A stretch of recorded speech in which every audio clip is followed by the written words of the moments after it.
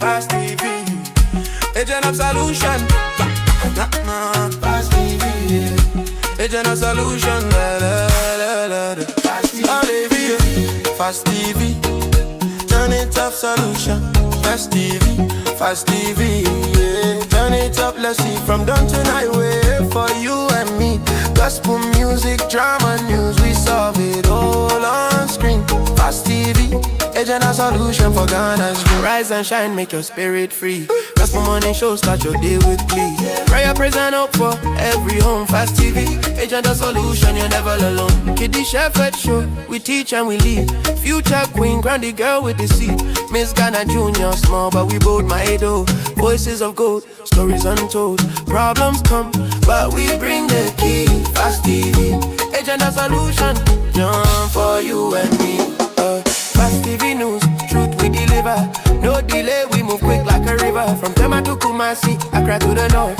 Real issues, real answers we bring forth. Fast TV, your screen, your family. Fast TV, agent of solution. Watch and see, yeah. Fast TV, yeah. Agent of solution. Audio Jungle. Audio Jungle.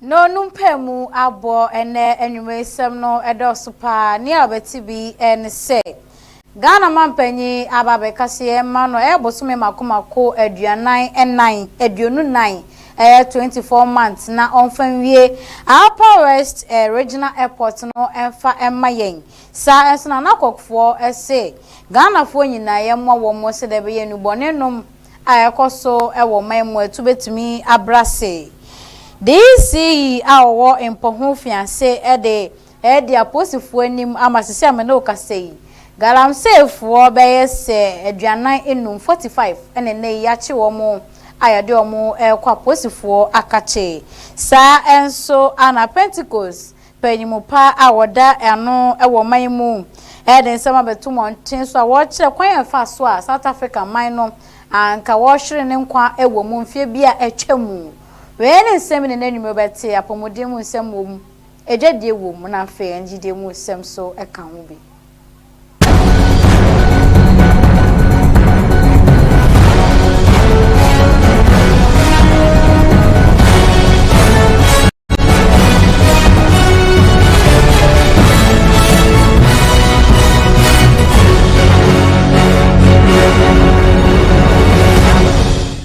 Meda wasi BM se one yatena ye mieche hutia wa eba ye fast news na gusa wo hye ewa wo kasa foni no eso osana bosume no ne da etoso dumiensa ewa fimpinu ne aduonu ensian mu esem a ekochi ewo mai konkon Ghana mu hanum se die tie ho egu monten so ekofa ba ye na asemufo nso nyadaje tena se semu yi mu krogen na ne waboabo no de amamia mede eba besumo na enami amede kaseboyi eba besumo mede ameje so ane akosia techiwa kaseboyi ato apete wa befo ne so ko Facebook a Fast TV DH ko wa like wa comment na wa share ede amaye na ye hye yensem no asedia na Ghana Mampanyi His Excellency John Dramani Mahama etumi akopiemu ewo Upper East Region na yebo Upper East Region dia na se dwumadie ba ko amampanyi de esi na ni so se obeye ewo Upper East ene se obesi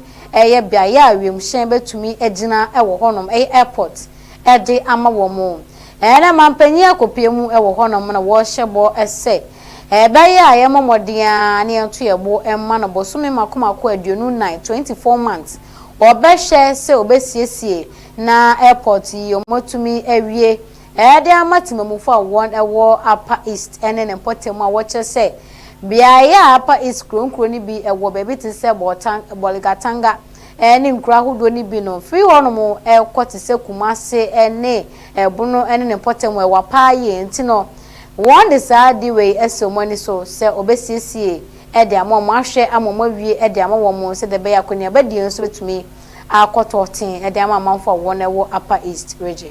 But we want to develop a city around the airport so that it can have added value. We want to open up the country to air travel because there are some people who want to go very quickly to Accra, transact their business and come back quickly.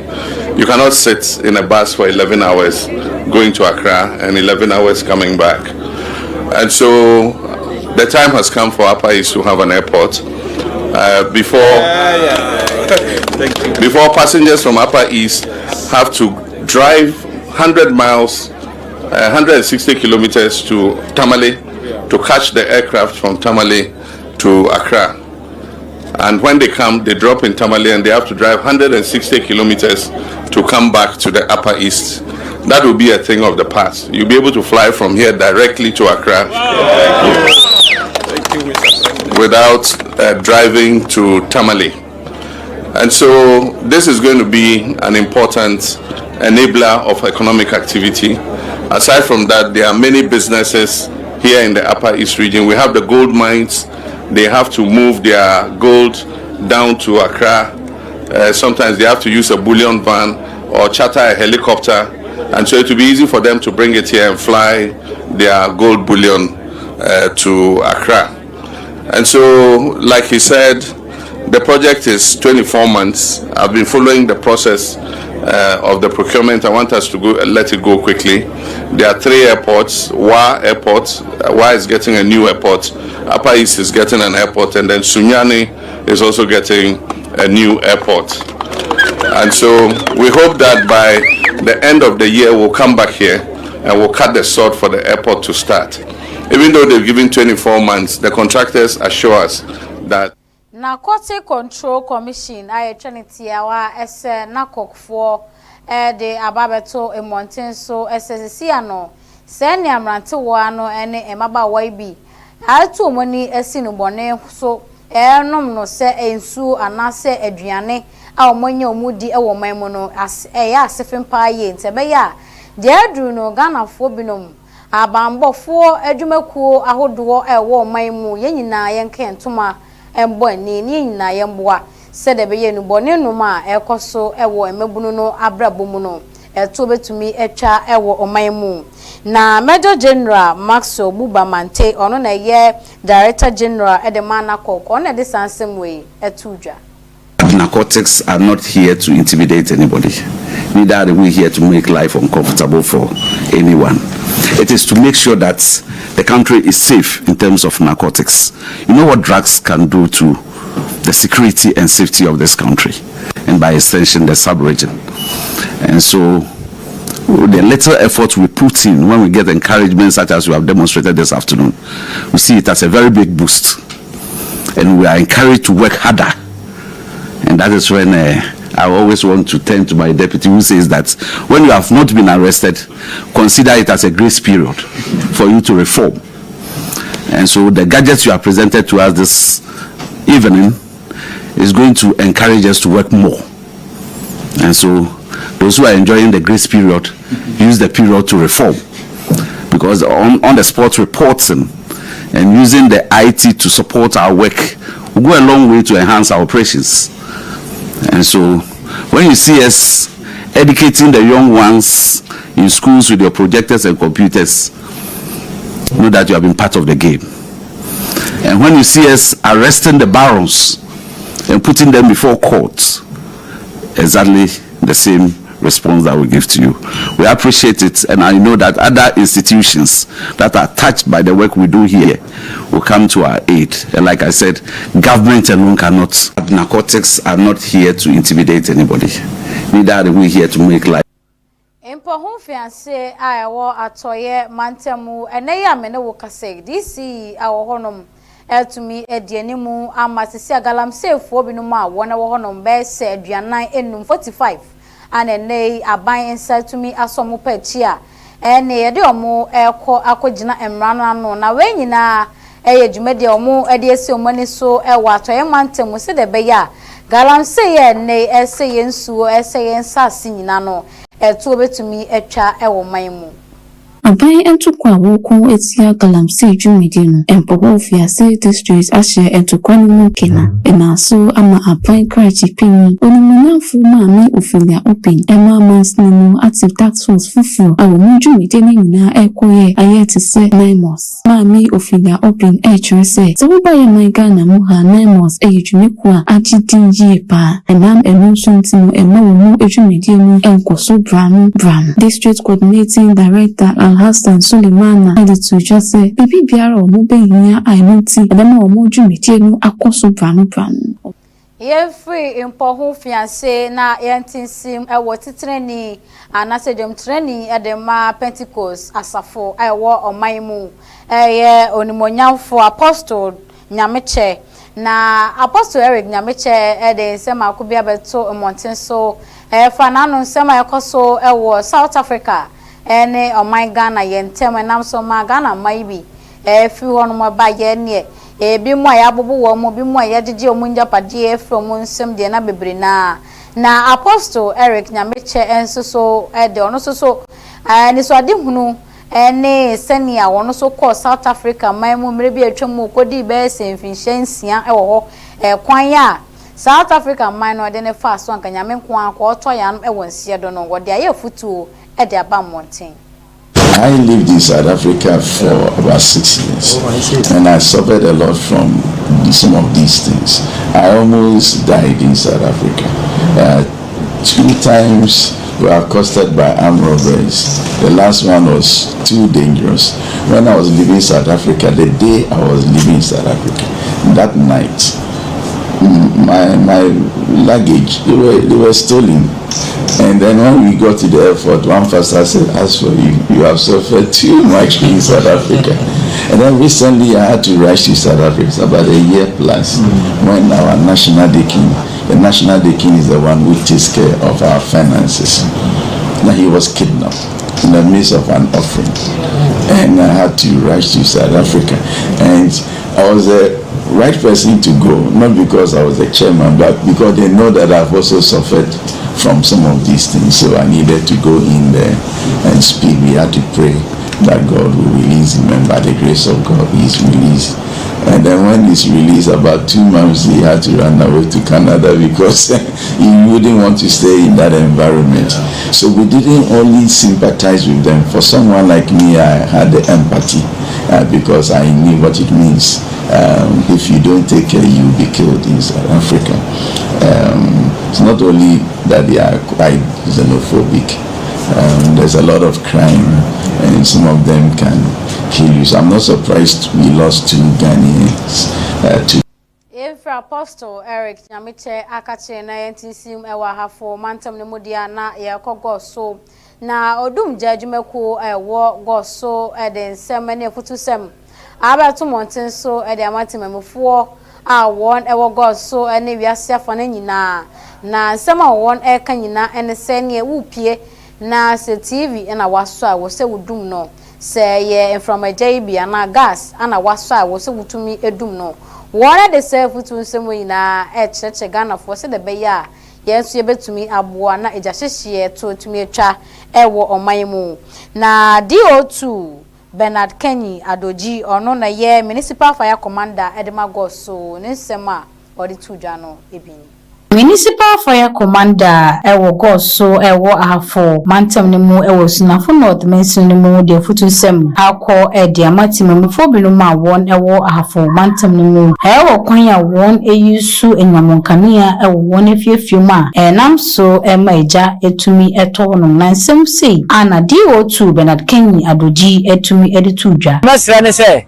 obi wo ofie na wo pie a make sure say obi bia wadundum no Sawo wadam o hwe TV uye bibi na say all of a sudden am light off a mummo modern say am light off na de bia no asuso asisu bia no dundum ni nyina hwe so watutu plug ni nyina fi adekwenti aye ne sa ne say ebi o say power na babiem a etiminya high current say high current do ata na famu a ma de nyama na ebi kwa na wo de remote e na dum keke si wo no eja timi fam eja to dem enkwara eja manchis eto wo basa wo didi ago yenhwe ne yie na okasewe ya pe na osanso de futu ekọ edema wo mo use gas so ede ye aduane anase de ye nima pi ewo wona fefim se be ye omo hwe ye se de be asane ma nyina so betumi aboa ama eja hyehye ho etumi abrase ewa hafo ene ne mantem omo so omo use gas cylinders ewo mu fie ye besre sa wo use gas cylinder na bebre nim ha use ne ye sa wo so a dikan ekoso cylinder no ho valve na as one bar burner no now bar burner no wa so light no so light and so now they are making sure say what so light and this so and sakra na watching gas no do chim ya na dey aso uwie so na bodum na dika ko dum cylinder no valve no ya wo se kakra na wo hose no be call off uwie na afi wa be dey wa be tin stove na se wo adum no na afi so se wo fi abonte ba na bia wo hu se gas ajo dem a sent na age dem no na fiti prako penko so light ye free go so na ye ko apomodimu ensemudia na owura minta akando ono na ye so afọ wo hwe apomodin ho nsensem so wo oman Ghana mu ana enche ye ana ebetodwa ese nesesa hodo a wona tumi ewie school a wotifie na wonya adwuma nya ban ama ho kwan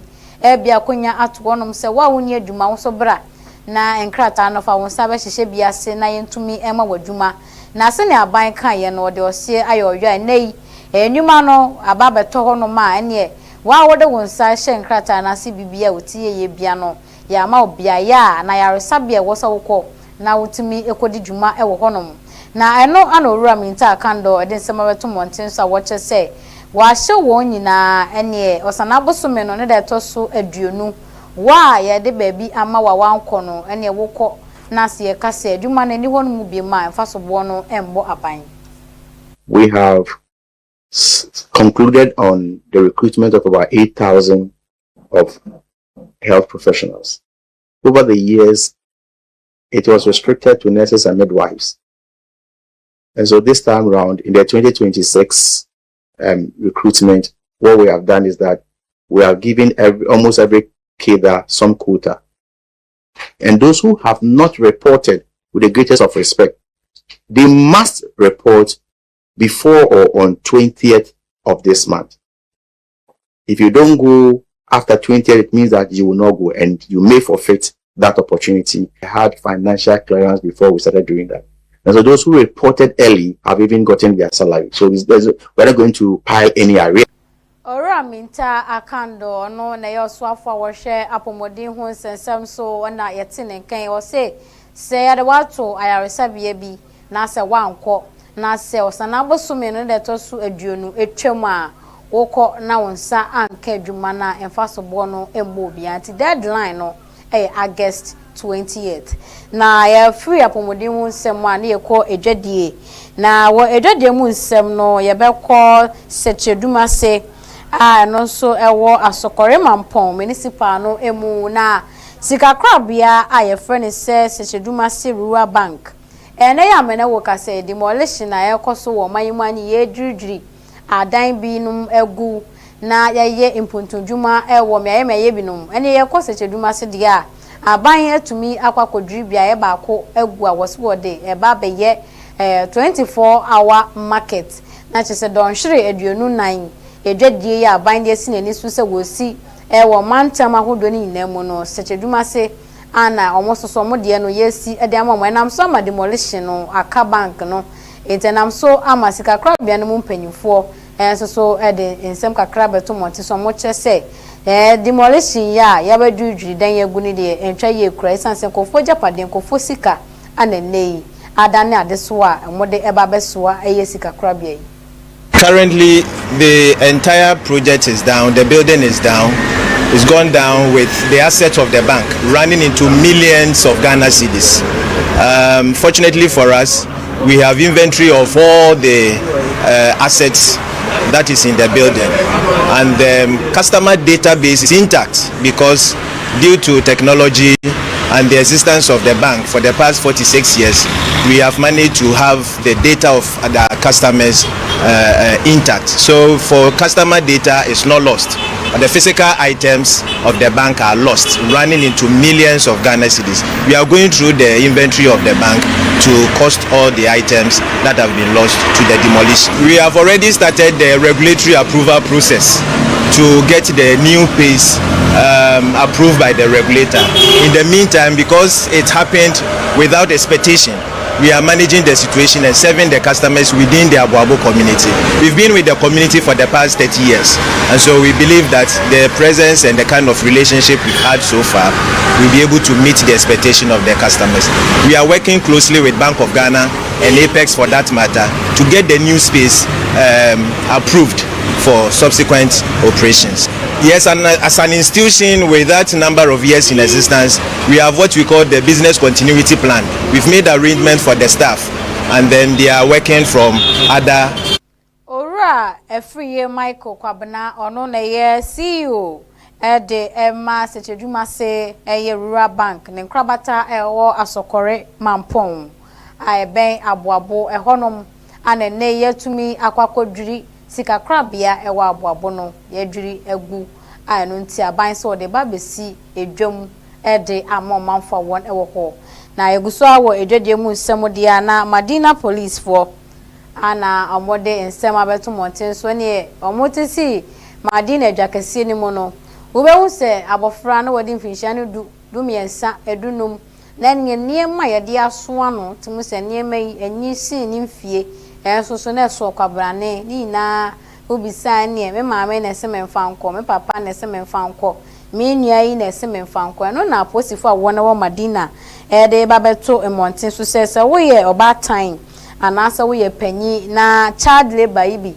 anase child trafficking no ye so wo muku a se wo tete abofra bi wo popo abofra bi na mra ne tia saa niema na wo de ye abofra na ene waso ebe hyepa.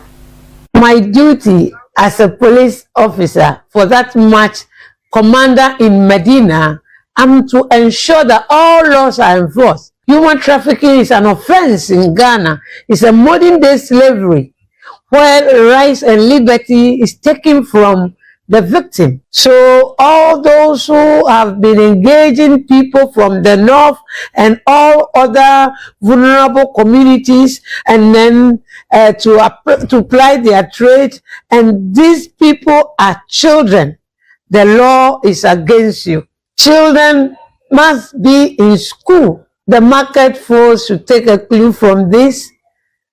We will be enforcing the law. We have been enforcing it, but this time we are going to enforce it rigidly so that we protect the child. The Ghanaian child needs to be protected. And we are to protect that child. And you, everybody is to protect. Dr. Sarah Abba Afari, our Chief Superintendent, Madina Divisional Police Commander, ono ne yatin Kenya. Ode nchiremu we ye bantin kran toto fefe wana ye de omo eye kaya yo ana kaya yi no wo Madina dwakese mu no ode kokobọ kese pa akọ e de ma wo ma omota saade no echi ye nyina Madina nsensem so na ye nane ye hoketu abi ma ye ba ni jide mu ensem.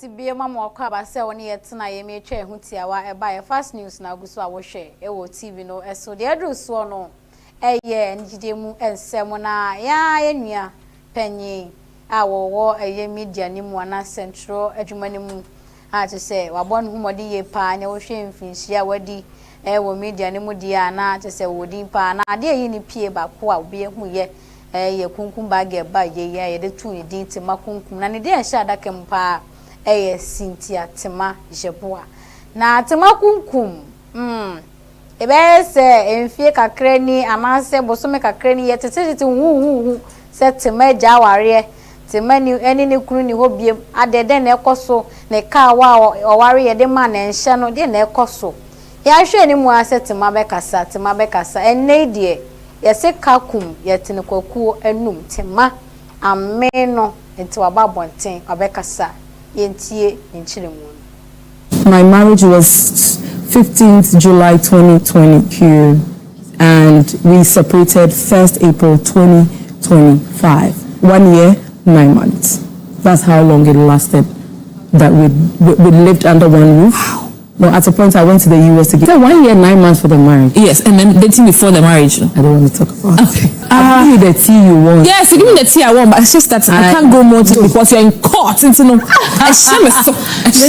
don't even want to, but we're separated. Everybody knows. I mean, people that are close to us, yes, but people that are close to us in my area, everybody knows that we don't live together since 1st of April 2025. We're separated. I mean, I don't want to talk about it, but I feel like sometimes you need to call a spade a spade. I can't hide it. I mean, if you're hiding it, what are you hiding it for? I just don't want to tell what happened because it's not for the public.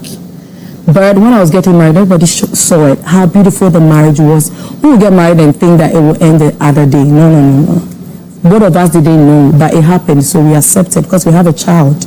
And we are all taking care of him. He's a very responsible man. I would give him his flowers, but that he takes care of his child, pays his school fees, that's fine, and I'm okay with that. So my marriage. I was yana is way timakunkum, and I attend and canon timakunkum say, na there's no crano at the home my was a worker, and I train him that one saw ye munching. It's no send ya che. Say a pesi who de see pote or see what jawari no edi afe ene abosome nkron 1 year 9 months anatemase edi ya ene chinton time one ne kun no moton kwanta na apai na yenyina temansem so na yemfa kasebo no ensi yedi sidia ye hwede di mu akotene na Ghana Mampanyi His Excellency John Dramani Mahama e de ababa tuja ese yeko Upper Easter Airport wo be shebo se obesi ama wo mo mashasi omudi dwumadie no o maye abosome makomaku aduonu 24 months wo di be wie airport no e de ama manfa wona wo Upper East ene ne mantem saa so na kokfo esesi ano enu boni amabunu no enom no ano odin na mabre so mo nko mo ku tebe ya Ghanafo ene abambofo ibi a ye wo oman mu yeso yemwa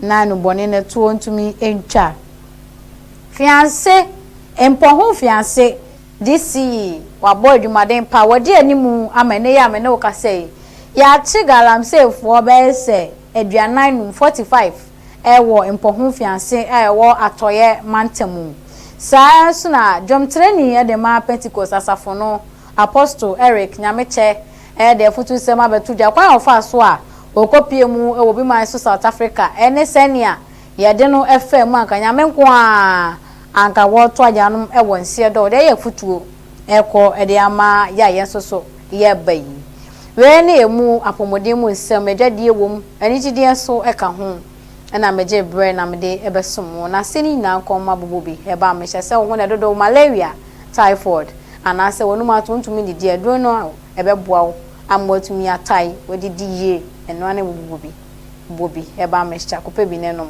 production team no bia aye na afemu de ye call MC ahonum de carriage do oboa ye me pepian fidie no egumu sa enso ana ye bano eye studio hanum se dia ufosu hene wa sanso na Grace enso eboa ye na fe Rebecca mu nyina aboa ye ana me de kaseboyi ebesom me ameje bre na mede nwumei kasebo besom mede ameje so ane akosia techiwa meda mu nyina ase nyame adom aisan so ebehye bi want